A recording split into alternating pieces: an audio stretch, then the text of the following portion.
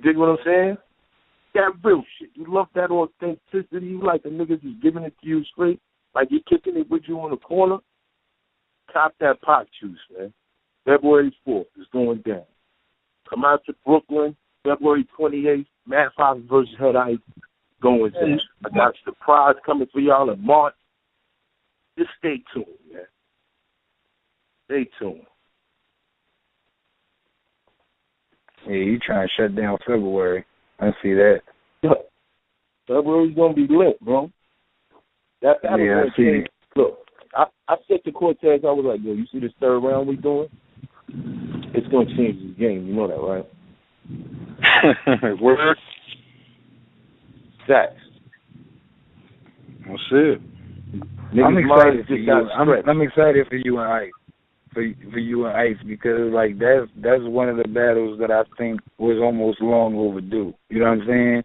But you know, like you said, y'all had to work out a few things that battle rap didn't know nothing about, and on the other side, you had to get your mind right with a few things, and I know he wanted to go ahead and do his little run, because I know Ice is on a little run right now. So, maybe by y'all waiting a few, everything might pan out. This might be some shit. Ice been on a run.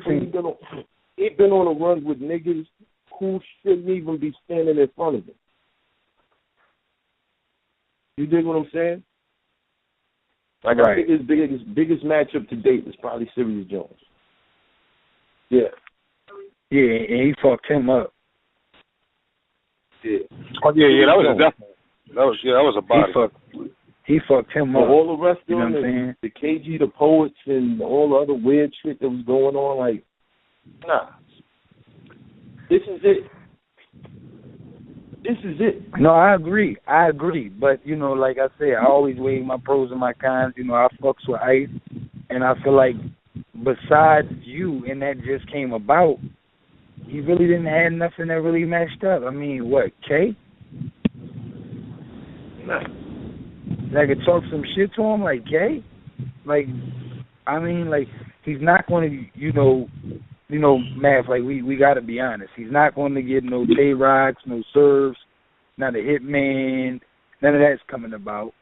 So, at the end of the day, he is kind of like stuck with just the Road Warriors. The Danny Myers, the Rum Nitty, Danger Zone, them kind of guys. If he just wanted to stay active. What? You know what I mean? So, that's why you took Chiller, right? Game. So you're not going to find another feel like that, bro. You're not. So this battle, like, there's a reason why it's the headline. There's a reason why niggas came to Brooklyn. It's a must-see, man. Niggas ever doing a fucking UW is they from Jersey, bro. They came to Brooklyn for this. Yeah, shout out to them for that. You know what I'm saying? Yeah. Should have been had that. You know what I mean? Shout out to them for that. And then there's Ice battle at that in Brooklyn. So, you know what I mean? The real niggas can come out and enjoy some bars. The niggas that ain't never seen battle rap ever. Because y'all have them type of styles that's comfortable to understand if you just know rap. It ain't all this little encrypted shit. You see what I'm saying? So it ain't the spelling, it ain't the word association. I could do all that shit, but it's just like, my nigga, sometimes I just want to get to the fucking point, bro. Like, I mean, if it's dope, it's dope. I'm going to give props on his prop. But when you just doing it to do it because you think that that's going to borrow you some time, you know what I think this whole word association shit got overplayed? When these niggas started writing all smack rounds, like little niggas writing 3-minute rounds, time your little ass, start small. Get your little 2 minutes right. Get your little 132 minutes right or something. You know what I'm saying? And then you start aiming a little higher. These dudes come in the game and they want to write 1 round 6 minutes and shit. Like, you just started rapping and shit. You want to run 1 round 6 minutes. I don't want to hear that shit for 6. Yeah, you got that. You know what I mean? And it's not helping your craft. Word. 1 round 6 minute early in your career is not helping your craft. It's not helping you structure anything. It's not helping you learn no discipline. That 3 rounds is really helping your life. a lot of the times, I think the enthusiasm is beautiful because there's a battle league starting every fucking day. Someplace on this planet, there's 3 battle leagues starting right now. There's 6 niggas in a room, they watching battles, and they like, yo, we need to do that shit out here, my nigga. Like, it's beautiful. I like that. But at the same time, there's a reason why niggas is top tier. There's a reason why no matter what goes down, I can pick up my phone and make 5 battles happen anytime I feel like it. Facts, I feel you. Right. So, but what about the whole thing of the foundation of it? Like, if you could give some advice to a new battle rapper starting off or a new league that's starting off, would it be something that you could actually be like, if you see that younger guy or that younger lead to tip their hat, what would be something that you would be looking for? Authenticity. I like new shit. You sound like everybody else that's out there, you can be replaced easily. Easily. You sound like one particular nigga, you could be replaced easily. You know what I'm saying? Sound like yourself. Come up with your own shit. Be creative with your shit. Do something different. Because that's what really draws, like, people's attention. Like, you look at the PGs that was coming up. None of these niggas don't sound like each other. B-Magic made it. Why? He didn't sound like niggas. Bill Collector made it. Why? He didn't sound like niggas. John made it. He was taking niggas' bars, but it was like a style for him. So it was like new shit. You know what I'm saying? Like, this knife and cut the bullshit. I feel you. But that's why niggas was bumped up to the next level. T-Top was the top nigga out of his class. Why? Because he didn't sound like niggas. You go back and watch all his battles in that UFF, everybody he battled with the exception of Briz Rothstein sounded alike, my nigga. That's a fact. Just do some new shit. That's all you... Look, if you coming into this shit, you not a street nigga, whatever, just be creative with your shit. I told Newborn years ago, I was like, my nigga, you'll be one of the best niggas out here if you just stop rapping about guns. Because you creative enough to come up with some shit without having to go the route that everybody else is going.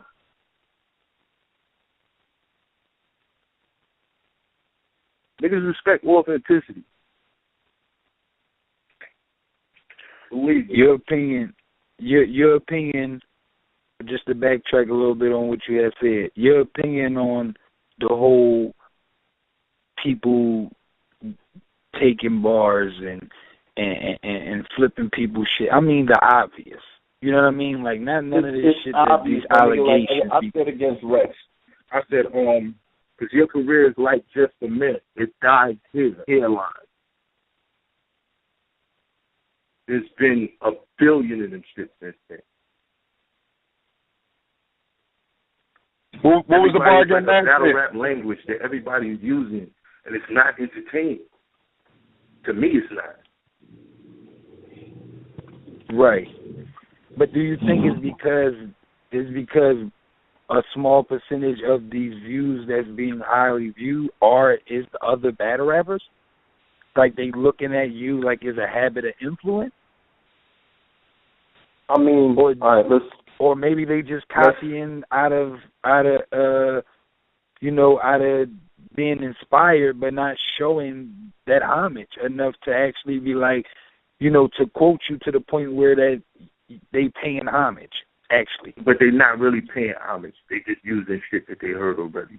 I mean, all right, think about it. When we was talking about the eras, you talk about the 90s. Everybody that was popping in the 90s sounded different. You had Candace, he had his own name. You had Nori, he had his own name. You had DMX, he had his own name. You had Jay-Z, he had his own name.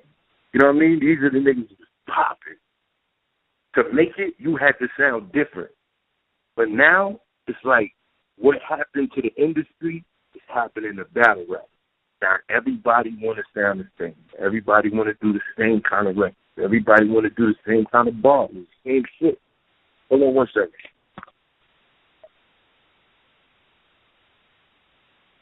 You feel me? Yeah, definitely. But do you think somewhat is somewhat the problem is the gatekeepers? Or what I mean by the league owners, like they're booking so much of the same product that they're not looking for nothing authentic? Because they're just chasing the view? To a certain extent, there are some gatekeepers who took advantage of the younger generation because they're cheap. And that's a fact. Right. And as far as the product, like the quality of the battle is not the same as it used to be? It's not the same. Like, it's not. That's why there's a whole slew of top tier niggas from way back that's still rocking. And what other art form or sport have niggas had like 7-year, 8-year longevity? And I'm not talking about one nigga. I'm not talking about two niggas. I'm talking about like 5, 6 niggas. 7 niggas. Not that many. 9 niggas. 10 niggas. Not that niggas many. Still rocking with Hitman.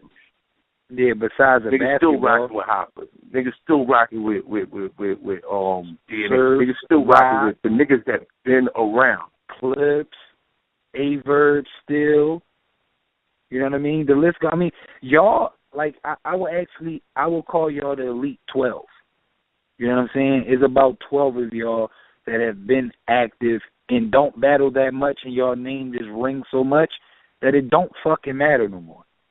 I think y'all literally have been blessed by battle rap. And it's a gift and a curse because it's like when y'all in the ring, they want everything from y'all. And when y'all out the ring, they still want y'all back in the ring, regardless of any stipulations that's keeping y'all out the ring. They don't even know it couldn't even be your fault sometimes. You know what I mean? Like, you could be ready to rumble and rumble in the guy that you being tweeted about all day, every day, but it's certain things that need to happen in order for that battle to happen. You know what I mean? That it just doesn't. And it's like I see that from like you, the Hitman, the Surf, the Mook, the Lux, the Clips. Like, y'all really have diehard fans that like really be on your ass, rain, sleet, or snow. You know what I'm saying? Yeah. And they're supportive, but at the same time, they're your worst critic. Yeah. But it's a relationship. You know what I'm saying? It's like a relationship with a female. Things you was doing in the beginning, if you stop doing them, eventually they start looking elsewhere. But for us, we still been rocking. You know what I mean? So for the new generation, I say, look, just be different, man. Just be different.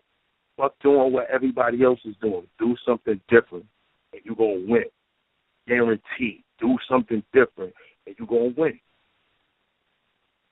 All right, well, this is the greatest show on earth. And I want to ask you this: How does the new guy get to a respectable situation where he can even be close to battling one of the Elite 12?